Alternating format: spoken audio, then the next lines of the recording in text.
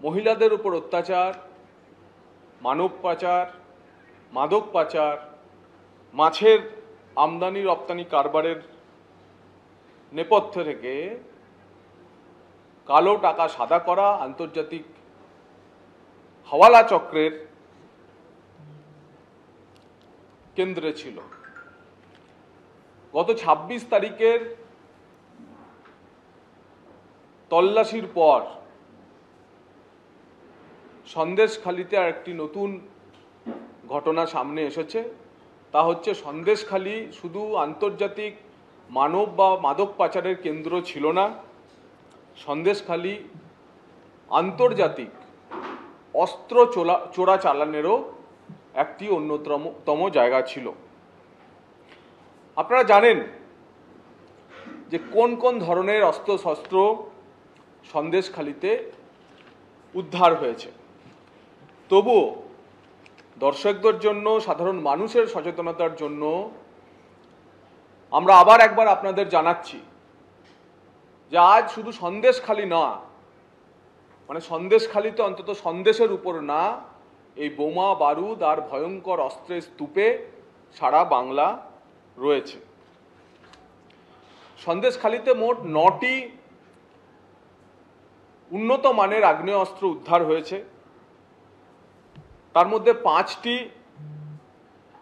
Smith and ওয়েসনের revolver. এটি একটি মার্কিন কোম্পানি। এই মার্কিন সংস্থা রিভলভার সাধারণত ভারতবর্ষে যে লাইসেন্স ইত্যাদি দেওয়া হয়, সচরাচর এই রিভলভার কেনা বেচার নির্দেশ দেওয়া হয় না। একটি রিভলভার পাওয়া গেছে কালো রঙের, কল্ট অফিসিয়াল পুলিশ 38/200 সিরিয়াল। পুলিশের ব্যবহার্য কল্ট রিভলভারও শাহজাহানের ডেরা থেকে পাওয়া গেছে। আরও একটি রিভলভার পাওয়া গেছে যেটি চেক রিপাবলিকে তৈরি হয়েছে। চেক রিপাবলিকে তৈরি হওয়া রিভলভার উদ্ধার হচ্ছে প্রত্যন্ত সুন্দরবনে শাহজাহান নামক একটি বস্তু, একটি মহাবস্তু তার ডেরা থেকে। এছাড়া